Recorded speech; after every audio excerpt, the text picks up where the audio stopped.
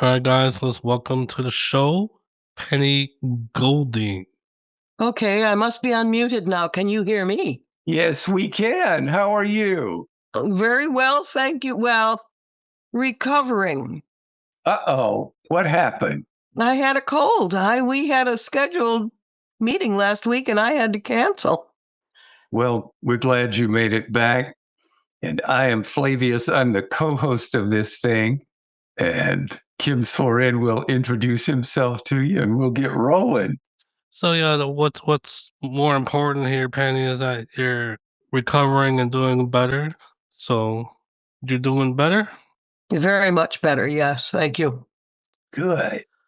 All right. So the purpose behind this podcast, I believe I told you over the phone. If not, we just like to bring guests on here, and we like to talk about their story from A to Z, and feel free to, if any questions that we ask that you don't feel like answering, you don't have to. So for starters, how did you, were you born blind or did you lose it later on in life?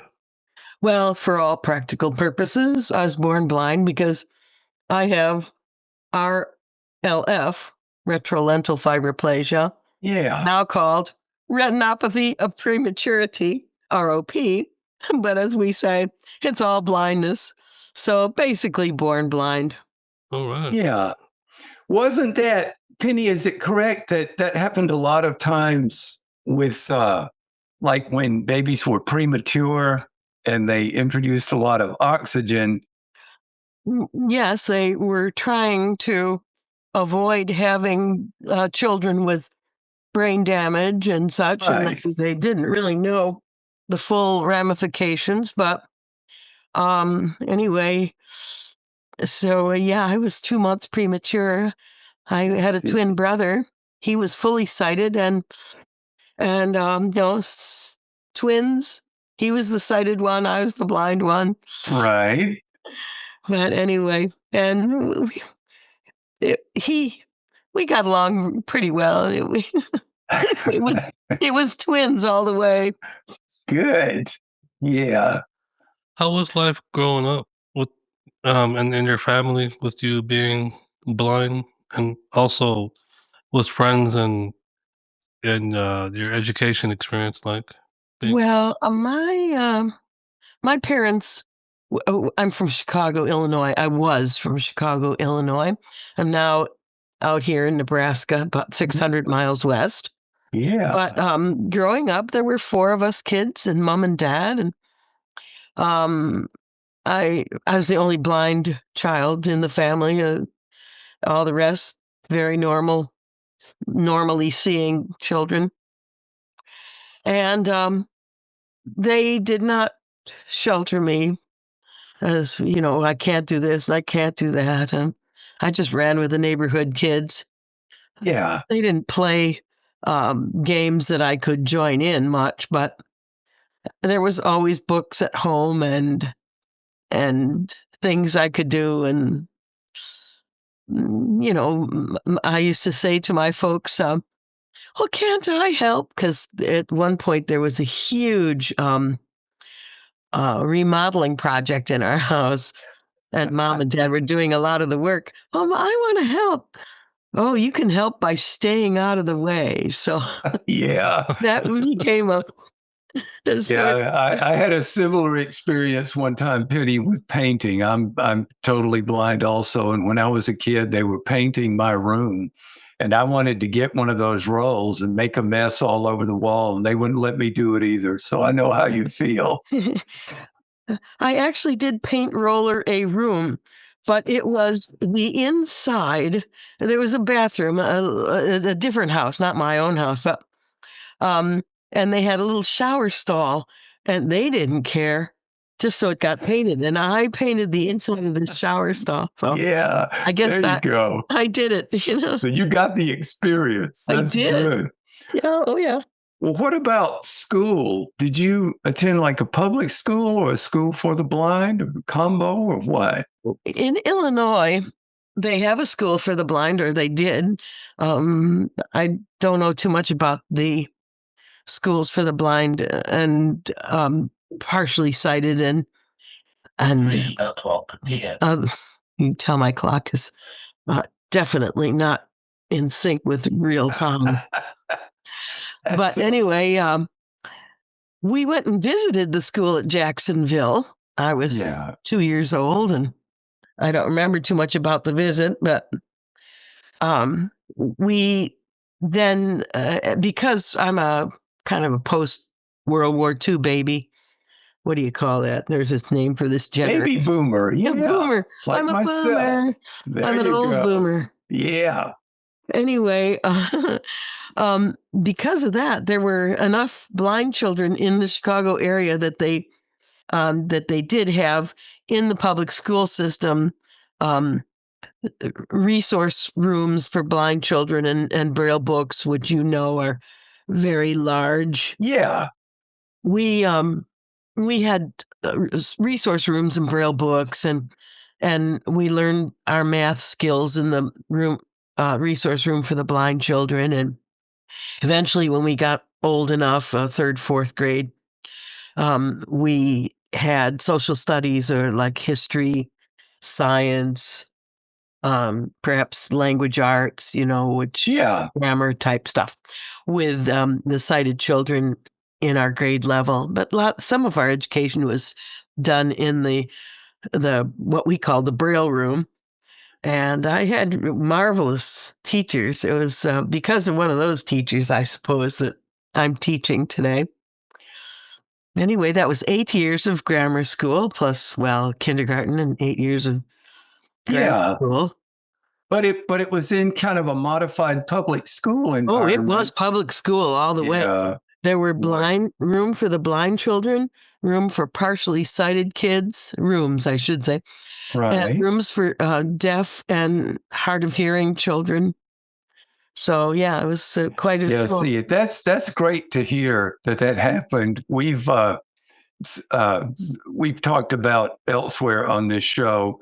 My education was in Alabama, which is one of the poorer states, just in terms of resources for education. And I was initially tucked away at a school for the blind, but I'm always happy to hear stories about people who were able to have like a more integrated experience, like in a public school environment. So that's great. I'm sorry. I have to ask you a question. Yes. I had a dear friend that taught at the school for the blind. She's now deceased. You'll have to tell me if you know her. Would be, I can't remember her first name. Last name is Gibson. I may have known her, like a music teacher in Alabama. I think her name was Alabama, yeah. Yeah, her name was Bobby Gibson. I did know her long time ago.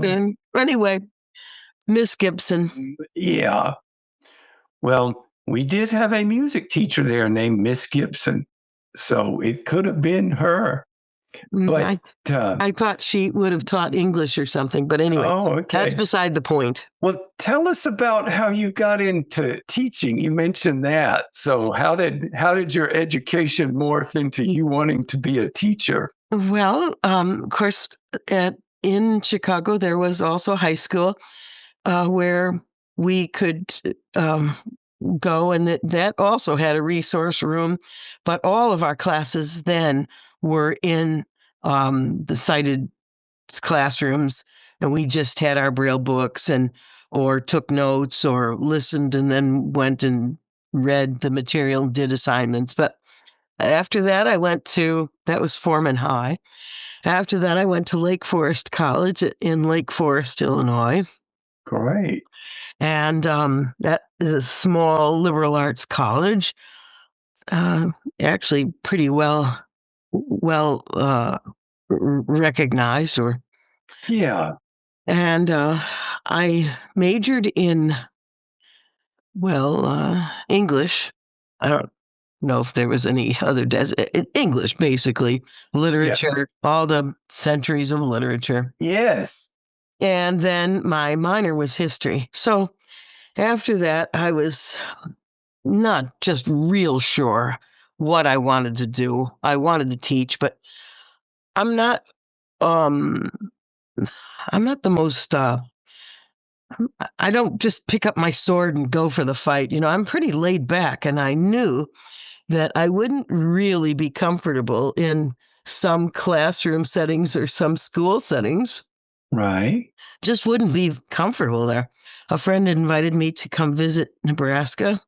I came and visited. I loved it. Great.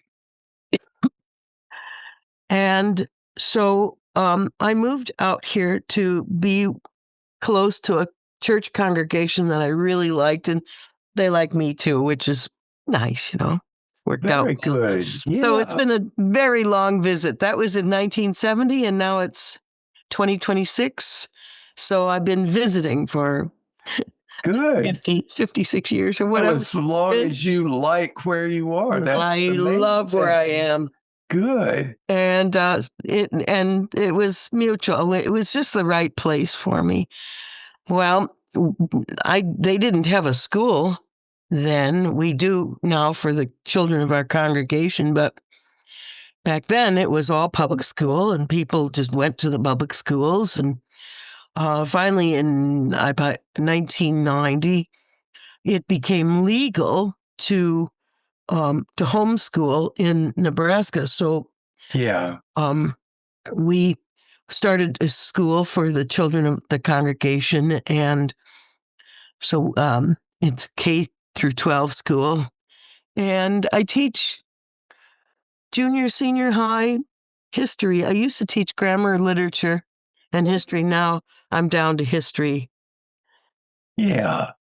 Well, that's very good. So is it correct usage to call the school you're teaching in sort of a parochial school, or it's connected to the church you attend, Oh, right? yeah. It's we don't Okay. call it parochial school just because we don't call ourselves a parish, but yeah, it is. Yeah. And so Okay. it's a church school, we'll say, and yeah, kids in the Oh, church very go there, good. and Yeah. How many students are enrolled in this school? I don't know exactly how many there are because it's K through 12, but it's over 100. And Okay. my own student population is grades 7 through 12, and so I teach right now 5 history courses. Yeah. Senior government, and then 11th grade is U.S. history, and 10th grade is world history. I don't teach the 9th grade course. It's geography, and I just said, "Oh, Yeah. Believe me, I understand. Yeah. I, if you want these kids to know geography, maybe you better get some." It's not that I exactly. couldn't have done it. I could have done it, but in the beginning, I was also teaching grammar and literature, so it was nice to have a couple of courses that I didn't have to teach. Then 8th grade is American Republic, and 7th grade is it's called World Studies. Yeah. So that's my kids. How many do I have in a full schedule? Approximately 60 students in over the 5 courses that I teach. It's Yeah. probably a little less. Okay. And they kind of hang with you for several years, so there's a little continuity there, Oh, right? You definitely get to know those continuity. students. Boy, if they don't like me, I don't know what they're going to do. I mean, the students. They seem to, though. I bet they like you just fine. Yeah, they seem to get along with me okay. Yeah. Is it a challenge to teach sighted children for you? Oh, What what it's sort a of challenge for adaptation? anyone to teach children, It sighted or is. otherwise. Yeah, it I is. mean, What kind of adaptations do you have to make? I do have graders. We're we're under the homeschool program, in Nebraska. So even though we do have a school and mm, fairly traditional classrooms and all, um, I I do have to have help grading papers. Right. I've now students could turn in things that I could read using the speech synthesizer and computer and stuff. But I Yeah. pretty traditional. I have graders grading my worksheets and tests and things. Well, I have to ask you this now. When I was in the 7th grade, I was a little on the devilish side, and I'm wondering, how do you deal with classroom discipline? Oh, you want to hear the 7th grade speech? I do. Here it is. Now, kids, I know you all from your babyhoods, and I'm friends with you, and I like to be friends with you, but you remember this. I'm even better friends with your parents, so There you go. David here. And so they generally do. I have some problems. It depends on the kids. Usually, you can handle the problems. I've had to. Sometimes I just let them sit where they wish. Although once they get to a spot where a few days in, I say, okay, that's it. No changing. Stay there. Right. But on occasions, several occasions, I have done the seating, and they don't care for it because their friendships get broken. Yeah, those little clicks. A little bit, yes, Modified. and not only that, but it's girl, boy, girl, boy, girl, boy, and they don't like that either. You'd think they would, but they don't. They they really dislike it. So, yeah, Yeah. I've got some. You've got students in. It's not just like any school. There are some that are gung ho on education. They like it. No matter what you throw at them, they're good for it. There's some Yeah. that, I have to go to school, so I'll make the best of it. And then there are some that fellows that, like you, that 7th grade boy that you once were, Yeah. at the back of the room, they sit as far back as they can. I was. My specialty was provoking other people to get in trouble. Oh, yeah. I was. I hopefully grew out of it. But well, can you tell us about maybe a favorite moment over your teaching career?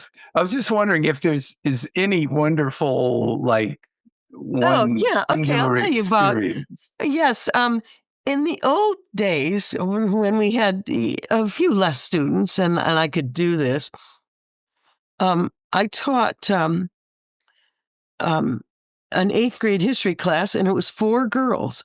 And so we Yeah. had been reading about Chautauqua, which was like a lecture series, and these lecturers would take various subjects, and it grew out of the town of Chautauqua, New York, Yeah. all over the country. So you'd have Chautauquas anywhere and everywhere, kind of like just a meeting, a social meeting. Some were religious, some were not. But anyway, I said to the girls, instead of writing a big report, would you like to do Chautauquas?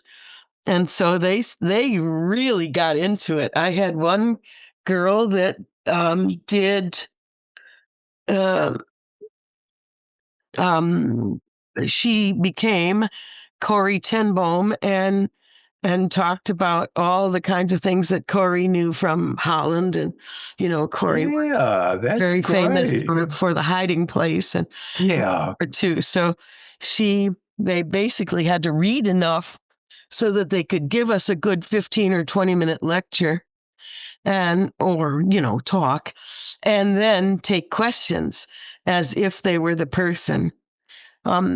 So I did one as well, although I didn't do it that year, but I did Fanny Crosby, and read a lot about Okay. Fanny Crosby. And so then the kids could ask Aunt Fanny all kinds of questions. Very good. I'm going to have to make sure I'm going to have to rope my daughter into listening to this. Now, she is a history teacher, and she's often trying to come up with similar ideas to engage her students. So I'm going to have to make sure she listens to this. But now, boss man, I kind of took this one over. Do you have any questions for Penny? I apologize. I monopolized this one. It just sounds like you crusaded your way through success, you know, from, youngin to where you're at now. So can you talk about any major challenges you had along the way? If I remember, yes, very vividly when I first got to college. I was using what was called Recording for the Blind for books, but my books weren't there yet. And you know how that works. If they're doing a book that you need and it isn't finished, Well, it's now called Learning Learning online. Ally. Yes, great resource. Loved them. But anyway, my books weren't there, and I was just falling further and further behind, and I couldn't do anything, and just bawling my eyes out. And finally, the books came, and I did catch up, but that was a major challenge. We used to do our papers on the typewriter, and what I wouldn't have given to be able to edit everything I wrote and then printed it out using a printer like we do now. Um, it's just a different world for sure. Yeah. So, did the advent of the personal computer have a big impact on your teaching style or on your life in general? Yeah, I would say so. I didn't get a well, I'm pretty old at this computer stuff. I don't remember when I got my first. It was an Apple IIe, then a 2C, Yeah. and but we began our school in 1991, school years of 91 to 92, and so yeah, I would write. Eventually, I moved over to an IBM PC. It's not IBM now, but it's Yeah, with the IBM architecture, like that that's it. Windows and DOS It's and Windows, yeah. stuff. Yeah. Well, DOS. Remember the old DOS days? Well, anyway, Oh, yeah. a friend of mine, I was not going to move out of DOS. I liked DOS. I didn't know about Windows, and I didn't want to know about Windows. And maybe you've heard of Ann Parsons. She's very kind of famous in blindness education and stuff. But she said, "Oh, you need to go to Windows. You'll like it once you get there." And she gave me a lot of encouragement. So I did go to Windows, and Good. actually, then I moved from Windows 7 to Windows 11, just one bump up. And it wasn't that difficult. I liked Windows 7. I don't mind Windows 11. Yeah, we got our moments of trouble as any computer user will. Right. Yeah. I've sat in a couple of sessions with you, and I think you do pretty well, Penny, on the computer. And he wouldn't say that if he didn't mean it. Not too bad. I can get into a muddle, though. Pretty easily. I think we all can, though. It can happen to any of us, at different times. So, as far as teaching goes, I would read my chapter or have my history book or literature book open at whatever place I needed to be. And then I would read along and write a question, and then I would write another question. At the end, I had a work page and the answers. Okay, so now where would you like to go? We haven't even touched on music. As a kid, Yeah, that was my next part. I know you dabble into guitars. You want to touch on some more about, the guitars and other music that you do? Well, as a baby, we must have had an old upright. And I, at age 2 or 3, and I'd go and plunk out, and I discovered that there was a pattern to these keys, and I discovered I could play melodies. And of course, the families all thought I was some sort of Mozart genius, which I am not by any means. But I took piano lessons for several years, and I should have taken more, but I didn't like to practice and all that. When I was about 12, my sister, who was a few years older, and very dedicated to whatever she does. She's a hard worker and very conscientious. Well, anyway, she brought a guitar home. I don't know where she got this guitar from, but I picked it up and she had showed me a few chords like E minor, A minor. Yeah. And then I figured out that, from A minor, it's just one finger over and that's a C. And then drop these down and it's a D7. And, I taught myself guitar chords, and I taught an awful lot of children guitar here in Columbus, where I live, Columbus, Nebraska. Very good. Yeah, well, so I learned to play the guitar and had a lot of fun with it. Yeah. What style of music do you I'm just kind of folk guitar. Yeah. I don't do, flamenco, and I don't do the nice classical guitar. I love listening to those kinds of things. I completely understand. I'm sort of in a similar boat. Mm-hmm. I had an eye doctor who was a beautiful classical guitarist, and he'd bring his guitar and leave it in the office, and 20 minutes before anything started, he'd be playing his classical guitar. So yeah, anyway, that's great. So piano, guitar.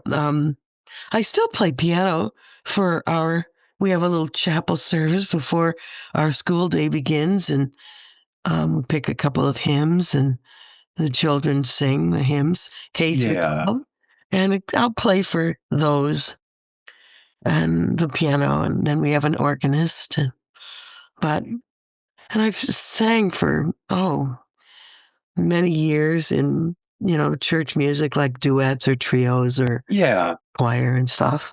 Well, when your voice gets better, we need to bring you back on so you can sing something for us. I can go get a guitar and fake it. Well, we will maybe do that sometime soon. Yeah, that'd be great. So let me wrap my head around this. Going back to your schooling thing, so you have a master's degree or no? No, Bachelor Arts. Bachelor's of Arts. Okay. Yeah. Did you ever decide to try to attempt your master's degree or no? Alas, I didn't, and I don't really know a lot about what would be required for a master's degree, but I don't like research. I just don't. I like reading, but I wouldn't be, take this and run with it and whatever. So I'm not a great researcher. Isn't that awful? But I might as well admit it to myself. Well, but if you're a good instructor and you play to your strength, you don't necessarily need to be the research type person. Well, we keep reading and absorbing and hope to give the kids something to chew on. Yeah. And with the guitar, I think you told me. I think you mentioned you teach guitar. Do you do that? I have one guitar pupil right now. She's one of my 7th graders, and she's doing very well. She plays very nicely. She and her sister plays violin, and her sister is not a student. Yeah, her sister will be a student of mine if I teach next year. Yeah. Because she's in 9th grade geography, so I don't teach her. But anyway, I have taught her, but her sister and she come and play violin and guitar, and they play all kinds of things. So it's kind of like a little, when it's violin and guitar, well, it's might as well say fiddle and guitar. And so they make some very good music and have recorded a couple of CDs, very living room type style for the grandmothers and the aunts. And so they did a Christmas one, and that was fun for them. Very good. Yeah. Mm-hmm. Well, it's pretty admirable to continue to meet people on the show that pursued their education and got their degrees. I have a bachelor's myself. I did not I mean, I attempted my graduate, but I just took on too much too soon, so I crashed and burned. But I didn't want to do that, and I felt that getting out of the 4-year degree, and I was thinking what to do next, and making up my mind, and then I got the invitation to come and visit Nebraska. So Yeah. it's all kind of history, really. And the rest of your life happened to itself, didn't It it? You did. got out It did. there. Yeah. Well, I have to shout out respect to both of you because I did not get a degree. I went some toward like what you were talking about a while ago. I was going to try to study classical guitar, and I was woefully unprepared, and so I didn't get a college degree, but I admire people who did.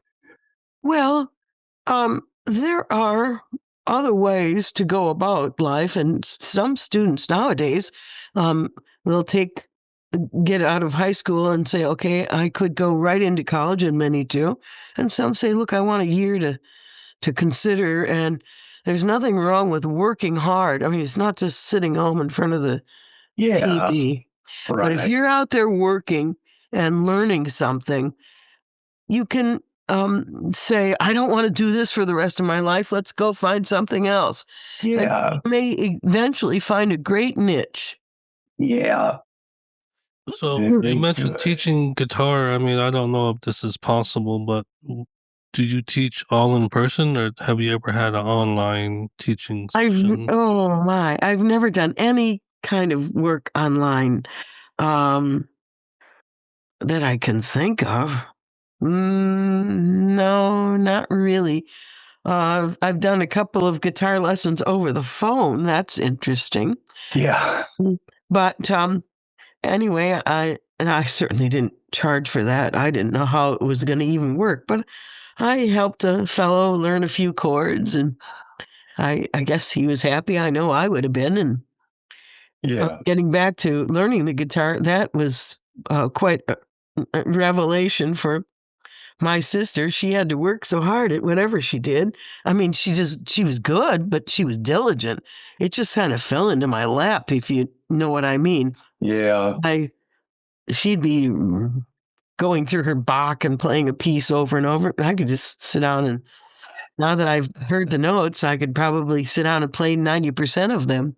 yeah, But yeah, so guitar, when I got here to Nebraska, obviously needed to do something to earn my keep. And so I did teach guitar, a lot of guitar lessons. Now I don't teach as many, but well, as I only have one student, but that was before we had our school. But I did learn to tune pianos, and I tuned oh, quite a number of pianos. I wasn't real big. I didn't have a piano course, but I did learn it. And I could still tune, but well, my hearing isn't as good anymore as it was back when I started tuning in 1970. But the repair part of it was, it's good to learn that and really get it down. I've got a student, not a student, a history student of mine who is now into piano tuning, oh, and he's got a tremendous ear anyway. But he's learning his tuning and also his repair, and putting in strings, and you know oh, he's doing the fine art. He's just about probably 16. He's not very old. So anyway, very good. yeah, that's a sighted fellow. Yeah, So with all the success that you had, what does your family and your friends think, or they just don't even like think of it like, oh, blind person? We look at Penny as Penny. I mean, because there's a lot of doubters out there. Penny, you're blind. How are you gonna get that done? Oh my gosh, you did that? How? Well, absolutely, and for every blind, we'll say youngster, child, kid, from we'll say from birth to, oh, teenage 13, 14, there's every possible kind of parenting style. Some parents say, oh, he is going to get hurt. You can't allow him to get out of the front yard. He might get hit by a car and all of that sort of thing. I knew, you're blind. You know other people that are blind. And we were in a program for cane training, which I've never had a dog, and a lot of people love them, but I love dogs, and I love animals, but I like somebody else to take care of them, so I'm not a real person. But anyway, we were in this program for cane travel, and we'd go out walking in the mornings and the afternoons, various places, and learning the technique. But at night, it was like a girls' dorm, and these girls were there, and one of them went into the bath stall and said, "But how does the water come in?" So you can, and this was a 15 or 16-year-old girl. Yeah. So you can tell that there is any kind of, parenting style, from the hands-on, that is, you've got to learn this. You're going to live in a sighted world. You're going to have to learn to deal with it, and so that was the kind of parenting that my folks gave us. But it obviously served you well. So in saying that, though, what would be, before we let you go, so we can give your vocal cords a rest and all that, and get better, what advice would you have to other listeners, blind or vision impaired, about their pursuit for success? Well, I would assume that, given a normally intelligent sort of person, that every one of us has got capabilities or gifts or things that we like to do. It's, you can work, and finding work is always a difficulty. And as you know, the unemployment rate for blind people is so high in the United States, and I don't know about other places, but there are gifts and things that we like, and if we can learn them, or if we can be helped to learn them, that's all the better. I was told as a child that music was not a good way to consider to try to make one's living. Yes, you might be musically inclined, but will it pay, the whole field of blindness is so wide. Some people are dealing with it from onset at a later age, or even children going into school, perhaps partially sighted, but knowing that the vision is going to fail.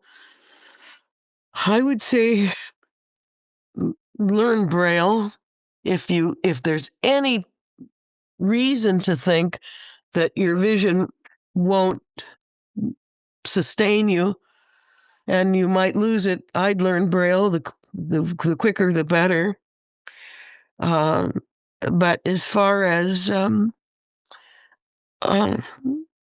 other things, I think readers make good, good balanced sorts of people. Reading about anything and everything gives you experience that you can't have. I mean, I can't go and look at the Rocky Mountains and see how beautiful they are and all that sort of thing, but I can read literature, and good description is just a marvelous friend for a blind person. Maybe you can state your question again and we'll get a better focus on it. Flavius, go ahead and paraphrase it if you'd like. Well, we always close, Penny, when we interview people with just essentially what you did. Like, what kind of advice would you give people? And you answered the question. It's you're suggesting learn Braille if you think vision's not going to be stable, and the importance of reading, which I'm absolutely in agreement with you there. I read a whole lot myself, but I would say do as much as you can. Some parents won't let their blind children get in the kitchen and learn how to make a hard-boiled egg or even use the toaster or whatever. And so, um, getting as much hands-on as you can in the cooking aspect of things, and that's for boys too. Yeah, because you got to eat, so learn how to cook. yes, That's right. yeah, Bachelors have got to eat. So that's right. I've become a pretty good cook. I can follow a recipe or make up a recipe, and I just recently bought an air fryer, which it was not very expensive, and I really like it. Good. Just a very nice way to cook. I own a microwave. I don't have an instant pot. I have a very small kitchen. And I would like one of those kinds of instant type pressure cooking pots, but I don't Yeah. have one. But um, but I cook. I'm not an avid cook, but I like to eat. So get experience as much as you can. That's for the somebody who's sitting at home thinking, "What should I do?" Get as much experience as you can. Yeah. All right, that's great advice, and I would like to thank you for coming on here. Well, thank you for letting me come. The pleasure's been mine. I'm sorry you have to listen to me through a bit of well, whatever, bad nose. You know, to Um, be honest with you, Penny, like earlier when you talked about edit this out, it didn't even come through. No. See, you did fine. well, Like when you blew your nose, when you coughed. We didn't even hear it. So well, I thank you very much. Thank you for letting me. thank you. All right, and I hope you get better soon. And you know how to exit this, right? You can either Alt F4 or Alt Q to quit the meeting. Okay, I will do it, and I thank you so much. Thank you, All Penny. right, I'm gonna email you soon to check on you to see if you're feeling better. Okay. Oh, I don't feel bad. I just sound dreadful. Oh, okay, okay. So So I feel fine. physically, you're feeling fine. Okay. Yeah, Very good. and actually, part of my problem right now is just the medications. I've medicated so much that I'm just living through a kind of fog of medicine. So No, yeah, I just say what I said because my mama always told me checking in on your elders, make sure you're doing okay. okay, well, thank you so much. All right, you're very welcome, and thank you for coming on. All right, tell me how to listen to your program, or hasn't it been broadcast yet? It's in the process of which service do you use? Do you know? Amazon. No, I don't, but I have a Victor reader, Okay. All right. and Once I also have a Alexa. okay, so it'll be available on Amazon soon, but I will send you the link when it shows up on Amazon to your email. Yeah, Because thank you. right now it's on YouTube, unless Welcome. Have a great rest of your Oh, day. brother. Hear that? yeah, We did. it's I in, said the wake word, and the wake word triggered. it's ending the podcast for us. Thank you. That's great. Well, thank you much. All right, Thank you, Penny. Penny. Goodbye.